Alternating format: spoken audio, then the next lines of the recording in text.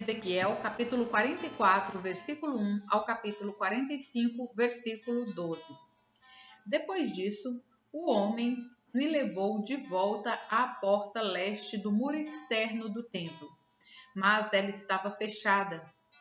Então o Senhor me disse: esta porta deve permanecer fechada, nunca mais será aberta, ninguém jamais a abrirá nem passará por ela. Pois o Senhor, o Deus de Israel, entrou por ela, portanto, permanecerá sempre fechada. Somente o príncipe pode sentar-se junto a essa entrada para comer na presença do Senhor, mas só pode entrar e sair pelo pórtico da entrada. Então o homem me levou para a frente do templo, passando pela porta norte. Olhei e vi a glória do Senhor encher o templo do Senhor e prostrei-me com o rosto no chão. Então o Senhor me disse: filho do homem, preste atenção.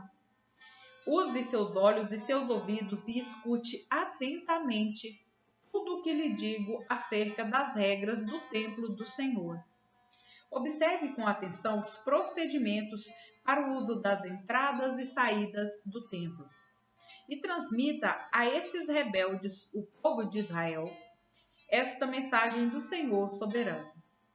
Ó povo de Israel, basta de seus pecados detestáveis. Vocês trouxeram estrangeiros incircuncisos para dentro de meu santuário, gente incircuncisa de corpo e de coração. Por isso, profanaram meu templo, enquanto me ofereciam comida, a gordura e o sangue dos sacrifícios, além de todos os seus outros pecados detestáveis. Vocês quebraram minha aliança. Em vez de guardar minhas ordens sobre as coisas sagradas, contrataram estrangeiros para realizar o serviço do meu santuário. Portanto, assim diz o Senhor soberano: nenhum estrangeiro, nem mesmo aqueles que vivem no meio do povo de Israel, entrará em meu santuário se não tiver sido circuncidado de corpo e coração. Eis, e os homens da tribo de Levi me abandonaram quando Israel se afastou de mim para adorar ídolos, sofrerão as consequências de seus pecados. Ainda poderão ser guardas do templo e das portas, poderão abater os animais trazidos para os holocaustos e estarem presentes para servir o povo. Contudo, incentivaram o povo a adorar ídolos e fizeram Israel cair em pecado profundo. Por isso, jurei solenemente que eles sofrerão as consequências de seus pecados, diz o Senhor soberano. Não se aproximarão de mim para me servir como sacerdotes. Não tocarão em nenhuma das minhas coisas sagradas, nem nas ofertas sagradas, pois carregarão a vergonha de todos os pecados detestáveis que cometeram. Cuidarão do templo e serão encarregados do trabalho de manutenção e dos serviços gerais. Contudo, os sacerdotes levitas da família de Zadok continuaram a servir fielmente no templo quando Israel me abandonou. Eles me servirão, estarão em minha presença e oferecerão a gordura e o sangue dos sacrifícios, diz o Senhor soberano. Somente eles entrarão em meu santuário e se aproximarão de minha mesa para me servir. Eles cumprirão todas as minhas ordens. Quando entrarem pela porta para o pátio interno, vestirão somente roupas de linho. Não usarão veste alguma de lã enquanto estiverem de serviço no pátio interno ou no templo propriamente dito. Usarão turbantes de linho e roupas de baixo de linho. Nunca vestirão roupas que os façam transpirar. Quando voltarem ao pátio externo onde o povo está, removerão as vestes que usam enquanto me servem. Deixarão essas vestes nas salas sagradas e vestirão outras roupas, fim de não colocar ninguém em perigo ao consagrá-lo indevidamente no meio das vestes. Não rasparão a cabeça, nem deixarão o cabelo comprido demais, antes o manterão aparado. Os sacerdotes não beberão vinho antes de entrar no pátio interno. Poderão escolher a esposa somente entre as virgens de Israel ou entre as viúvas dos sacerdotes. Não se casarão com outras viúvas, nem com mulheres divorciadas. Ensinarão meu povo a diferença entre sagrado e profano, entre cerimonialmente puro e impuro. Servirão como juízes para resolver desentendimentos entre membros do meu povo. Suas decisões serão baseadas em meus estatutos, e eles mesmos obedecerão às minhas instruções e aos meus decretos em todas as festas sagradas e se certificarão de que meus sábados sejam separados como dias santos. O sacerdote não deverá se contaminar por se aproximar de uma pessoa morta, a menos que seja seu pai, sua mãe, seu filho, sua filha, seu irmão ou sua irmã não casada. Nesses casos, será permitido que se torne impuro. Mesmo assim, só poderá retomar seus deveres no templo depois de se purificar cerimonialmente e esperar 7 dias. No primeiro dia em que voltar ao trabalho, entrar no pátio interno e no santuário, apresentará uma oferta pelo pecado por si mesmo, diz o Senhor soberano. Os sacerdotes não terão propriedades nem porção alguma de terra, pois eu sou sua herança. Seu alimento virá das ofertas e dos sacrifícios que os israelitas trouxerem para o templo. As ofertas de cereal, as ofertas pelo pecado e as ofertas pela culpa. Tudo que for consagrado para o Senhor pertencerá aos sacerdotes. Os primeiros frutos maduros e todas as ofertas trazidas irão para os sacerdotes. As primeiras porções serão entregues aos sacerdotes, para que os lares de vocês sejam abençoados. Os sacerdotes não comerão carne de qualquer ave ou animal que morrer de causas naturais ou que for morto por outro animal. Quando vocês repartirem a terra entre as tribos de Israel, separem uma parte para o Senhor como sua porção santa. Ela terá 12,5 quilômetros de comprimento e 10 quilômetros de largura. Toda essa área será santa. Uma parte dessa terra, com 250 metros de cada lado, será separada para o templo. Ao redor dela haverá um espaço aberto de 25 metros de largura. Dentro da área santa maior, separem uma porção de terra com 12,5 quilômetros de comprimento e 5 quilômetros de largura. Dentro dela ficará o santuário, o lugar santíssimo. Esta área será santa, separada para os sacerdotes que servirem ao Senhor no santuário. Ali ficarão suas casas e seu templo.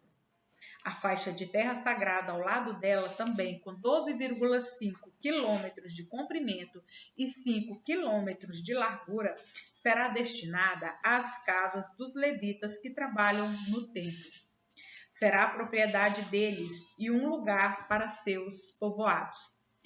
Junto à área santa maior, haverá uma faixa de terra com 12,5 quilômetros de comprimento e 2,5 quilômetros de largura. Ela será separada para uma cidade onde qualquer um em Israel poderá morar. 2 faixas de terra serão separadas para o príncipe. Uma delas fará divisa com o lado leste das terras sagradas e com a cidade, e a outra fará divisa com o lado oeste. As divisas no extremo leste e no extremo oeste de terras do príncipe ficarão junto às dividas leste e oeste dos territórios das tribos. Essas porções de terra serão separadas para o príncipe. Então, meus príncipes não oprimirão mais meu povo, distribuirão o restante da terra entre o povo e separarão uma parte para cada tribo. Assim diz o Senhor soberano: basta, príncipes de Israel, parem a violência e a opressão e façam o que é justo e certo. Parem de expulsar meu povo de suas casas, diz o Senhor soberano. Usem somente pesos, medidas e balanças honestos para secos e líquidos. O homer será a unidade padrão para medir volume. O efa, o bato medirão cada um 1/10 de homer. A medida padrão para pesos será o ciclo de prata. Um ciclo consistirá em 20 geras e 60 ciclos corresponderão a uma mina. 1 Pedro, capítulo 1, versículos 1 ao 12. Eu, Pedro, apóstolo de Jesus Cristo, escrevo esta carta aos escolhidos que vivem como estrangeiros nas províncias de Ponto, Galácia, Capadócia, Ásia e Bitínia. Deus, o Pai, os conhecia de antemão e os escolheu. E o Espírito os santificou para a obediência e purificação pelo sangue de Jesus Cristo. Que vocês tenham cada vez mais graça e paz. Todo louvor seja a Deus, o Pai de nosso Senhor Jesus Cristo. Por sua grande misericórdia, ele nos fez nascer de novo, por meio da ressurreição de Jesus Cristo dentre os mortos. Agora temos uma viva esperança e uma herança imperecível, pura e imaculada, que não muda nem se deteriora, guardada para vocês no céu. Por meio da fé que vocês têm, Deus os protege com seu poder até que recebam essa salvação, pronta para ser revelada nos últimos tempos. Portanto, alegrem-se com isso. Ainda que agora, por algum tempo, vocês precisem suportar muitas provações, elas mostrarão que sua fé é autêntica.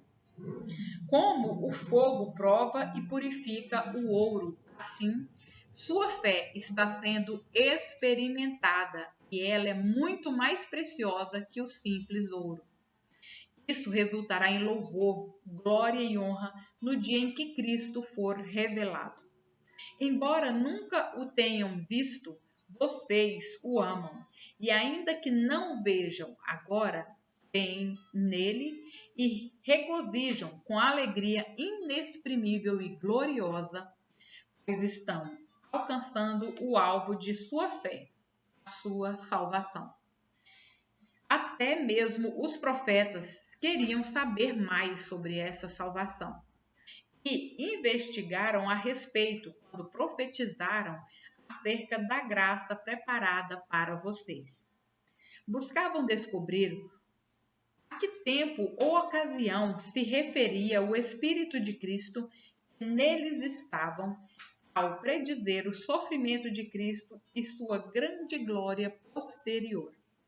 Foi-lhes dito que suas mensagens não eram para eles, mas para vocês.